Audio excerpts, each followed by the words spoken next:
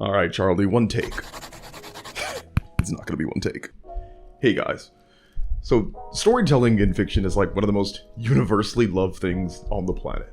But in recent times, there's been a lot of complaints about stories that contain an agenda, mainly a political one. I won't get into the insane discourse and fallout from The Last of Us 2, for example, but it was a great example of the increasingly vocal online cultural movement towards shaming writers for including political aspects in their stories. Complaints about political agendas in fiction have continued with fictions like The Little Mermaid, Watchmen, and Barbie, and honestly probably aren't gonna stop anytime soon. The criticisms mainly stem from people feeling that the opinions about politics and social issues have invaded modern storytelling, especially when coming from a certain side. And what's more, people feel that stories are made worse by the appearance of social and political agendas. Many watchers feel that narratives should be a place for escapism, free from any of the reminders of real-world problems and the troubles associated with them. And I'm not gonna lie, there are definitely times where I wish to turn off my brain and just enjoy some senseless fun on screen or in a book. There really is nothing worse than a story that feels preachy with its message. It sucks when it's like you're being lectured to by a piece of fiction, whether you agree with the premise or not. Love is the one thing we're capable of perceiving that transcends dimensions of time and space. But conversely, I would argue that there is nothing inherently wrong with a story containing a political or social agenda. In fact, I would argue that some of the most beloved stories of all time are political. The stories closest to our hearts reside there because they contain messages and moral lessons that affect us deeply. The same ethics that we derive from our storytelling are the same ethics that we use to derive our politics and laws. The reason the general public and many writers feel like they don't like political stories isn't about destroying immersion or preaching an agenda.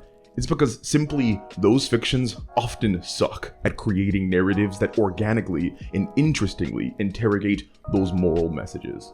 You aren't against political stories, you're against bad political stories. And to prove that you all really don't have a problem with political stories, I'm going to use everyone's favorite show ever to prove it. Avatar: The Last Airbender, specifically the ending of Season 1. Some of y'all might not even remember how unabashedly political the finale of that first Season 1, but that's because it was done well. And the tools used to craft such a great ending were proper understanding of storytelling structure and world building. Let's break it down. Avatar as a show started off as simple as can be. Book 1 is all about Aang getting to the North Pole to complete his waterbending training. Of course, there is other stuff that happens too, but that's like the main focus. The show has an incredibly basic, clear setup of the conflict and goal. For those of you who need a refresher though, narrative goal is whatever the characters are compelled to achieve. The narrative conflict is whatever is standing in the way of the characters achieving their goal. If we do some word calculus and plug in Avatar to this equation, the goal therefore becomes Aang mastering the elements and defeating the Fire Nation. To that end, the first element he must master is water. So the goal for Season 1 becomes mastering waterbending. This is our bedrock for understanding Avatar's narrative structure. But since Aang's Book 1 goal is to learn waterbending, what then is the conflict? Well, it's that Aang has no true waterbending master to learn from. Sure, Katara teaches him the basics, but she is no proper master. The only place he knows for sure where he can find such a waterbending teacher is the North Pole, but Zuko, Zhao, and the Fire Nation are trying to keep him from getting there. That is the conflict. It's what's standing in the way of Aang achieving his goal. Now, what the heck does this all have to do with world building? Well, see, everything that we've discussed so far has been plot related. Plot being the actual sequence of events contained within the story. The gang must do this, so they go here, but they are confronted by this, so they must respond with this. That's all plotting, the rising and falling of action, the introduction of new characters and conflicts. At its core though, the plot of Book 1 is consistent. Aang must reach the North Pole to learn waterbending. Up until that point, the plot worked as a vehicle to deliver us world building. Since Aang and Katara and Sokka had to travel half the globe to get to the North Pole, we got to see countries, their people, their cultures, and their histories. Exploring the world with the gang is honestly like one of the best parts of Avatar. But in the finale, when we finally get there, everything switches so that the world building acts as a vehicle for the plot. Here's what I mean. Across the season, Katara and Sokka establish themselves as main characters alongside Aang. This means both of them also needed a goal and a conflict. Sure, their overarching goal was simply to help Aang achieve his goal, like any side character, but they are main characters, and in order to justify their main character status, Sokka and Katara needed personal goals and conflicts separate from Aang. That's what kind of makes a main character. This is why we got episodes like the Waterbending Scroll or Bato of the Water Tribe in Season 1. It gave Sokka and Katara things to do and legitimized them as serious characters we should be invested in. But eventually, the gang did reach the North Pole. When this happens, it means Aang would have accomplished his goal, which means by extension, Sokka and Katara would have accomplished theirs too.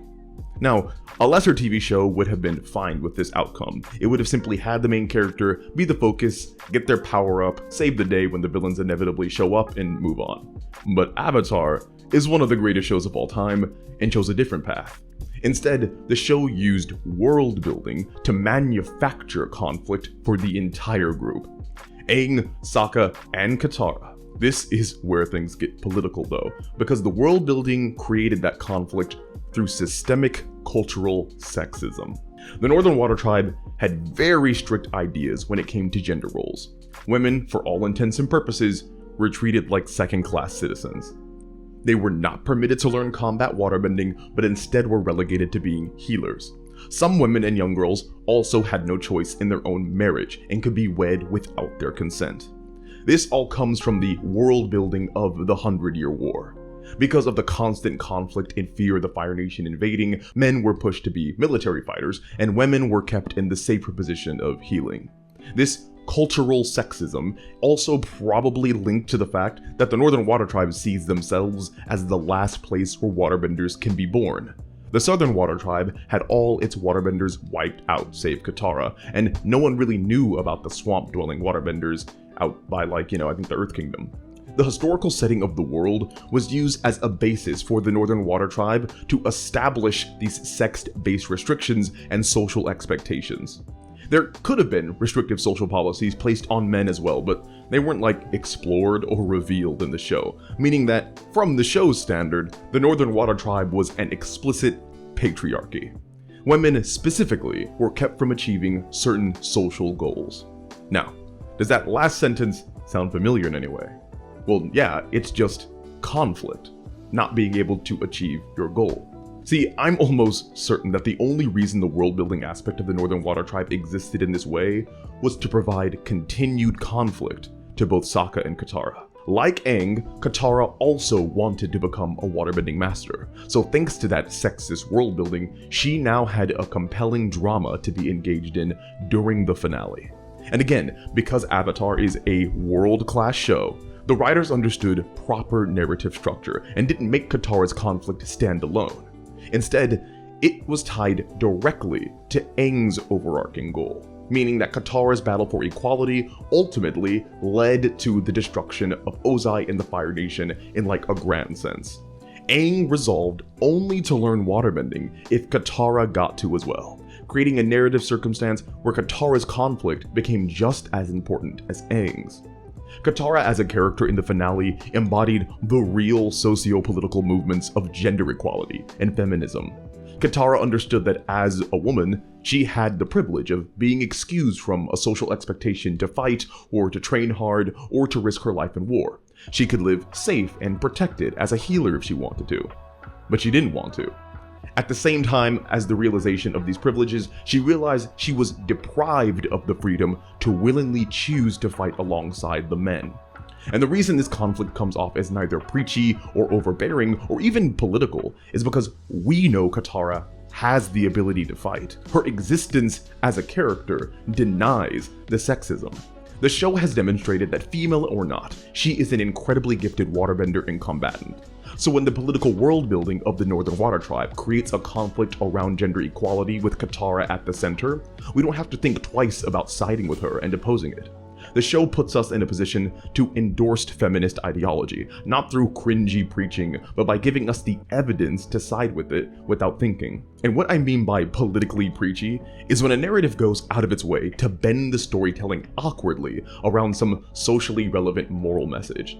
An example of this is the scene from Transformers that I honestly still can't believe is real to this day. I just called the cops on you because this is illegal. She's a minor. We're protected by the Romeo and Juliet laws. We dated for a little while. I was a sophomore and he was a senior. It's fine. No, it's not fine. We've got a pre-existing juvenile foundational relationship. Statute 2705-3. What? Texas statute? Now, you would think that from the scene and the amount of emphasis that's put on justifying a grown man banging a 17-year-old, that the story would resolve around that fact in some way. But it doesn't. Like, at all. The story is about giant robots fighting. Give me your face! That's it. And that scene of politics and legality is so bad because it's intrusive to the story. Imagine if Katara had come to the North Pole, confronted the patriarchy through Pakku, and then magically defeated the best waterbender in the world with girl power. Put two and two together, you will see what our friendship is for. Oh. That would be really cringe. A lot of fictions do this. A lot of fictions are desperate to prove their moral high ground by empowering women or minorities to be victorious or special, even though the narrative itself hasn't done anything to justify such success. Simply throwing a bone to a character representing a marginalized group is not only infantilizing to that group, it shows a clear lack of understanding of the actual social struggle and kind of proves that you shouldn't be yet writing a story like that in the first place. Katara losing to Pakku reflects the honest reality of the situation the narrative has created. She is a teenage girl that's been seriously practicing waterbending combat for like half a year. Pakku is a grandmaster who has had decades of experience. Katara beating him would have ruined all seriousness and credibility with the story, not to mention have been very in your face with its message. Instead, the right thing happened. She lost.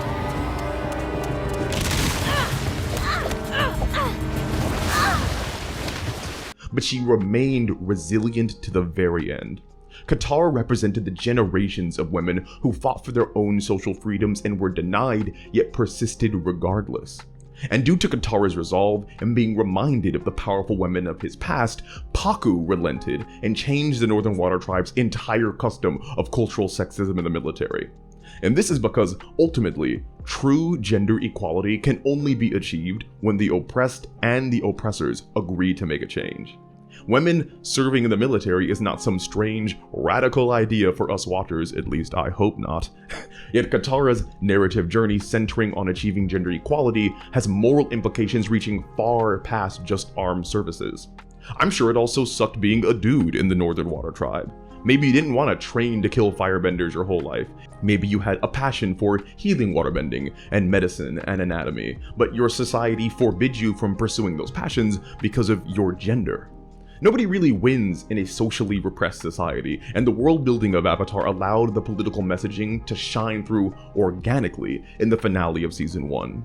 Even Sokka was empowered by the world building to engage in conflict worthy of his main character status. The same cultural sexism conflict that was used for Katara was parlayed for Sokka during his relationship with Yue. The princess was forced against her will into a loveless betrothal, and Sokka's conflict became fighting against this system so that his romance could blossom. And just like Katara, this was linked with Aang's overarching main conflict because Yue became necessary in order to save the Moon Spirit. Through Sokka's investment in Yue and our investment in Sokka, we therefore became invested in their shared relationship, even though Yue was only around for 2 episodes. Through Yue's sacrifice, through her finally taking control of her life by allowing her death to serve a higher purpose, the world was saved, and Aang was able to continue his central journey of becoming a fully realized Avatar. And throughout Sokka's conflict, we never once questioned the validity or ethics of his position. He loved someone else who also wanted to be with him, yet the government and societal rules kept them from open romance. We never once questioned why Yue wouldn't want to be in an arranged marriage against her will. The show put forth a political stance about social freedoms, this time about love and marriage, and it did so with us barely even noticing because it was so organically interwoven into the characters' journeys. Remember, none of this had to happen. The show could have easily just had the Northern Water Tribe be a gender-neutral city when it came to freedoms and focused on the Fire Nation eventually invading, but the world building of societal sexism allowed the characters to go through their deepest struggles and transformations because it blocked them from what they most wanted to achieve. Sokka and Katara were not demoted to off-screen characters once the journey was done. They remained active participants in an ongoing conflict and narrative drama. Avatar as a show is a perfect example of how you don't really dislike politics and escapist fiction, you dislike poorly integrated politics. Politics and political agendas in storytelling are nothing new. The entire point of storytelling is to provide a message and experience that you would not otherwise get from your everyday life. There are massively successful narratives with great political and moral implications. Heck, both Game of Thrones and Attack on Titan are so anti-war that they might as well be wearing tie-dye at Burning Man. If you find yourself rallied against a story for its political agenda, first ask yourself, is this just a bad story regardless of politics? Or maybe, do I disagree with the politics regardless of the story? Avatar got a bunch of kids and teenagers to be accidental advocates for feminism and gender equality, and it did not do it by preaching to us about the importance of all women or the freedoms they should be allowed to have, but by showing us the struggles of individual female representatives that we cared for and allowed us to come to our own social conclusions based on what we saw. Politics in storytelling does not have to be intrusive or destructive. Simply telling your story first, then letting your message shine through it might be the best way to go about it. Anyway, thank you all for watching all the way until the end. If you like what you heard, leave a like, comment, and subscribe. If you really want to be a homie, check out my Patreon, check out my books on my website, and check out my website for editing services. I'm like a real-life novel and script editor. As always, it was a pleasure, and I'll talk to you all again.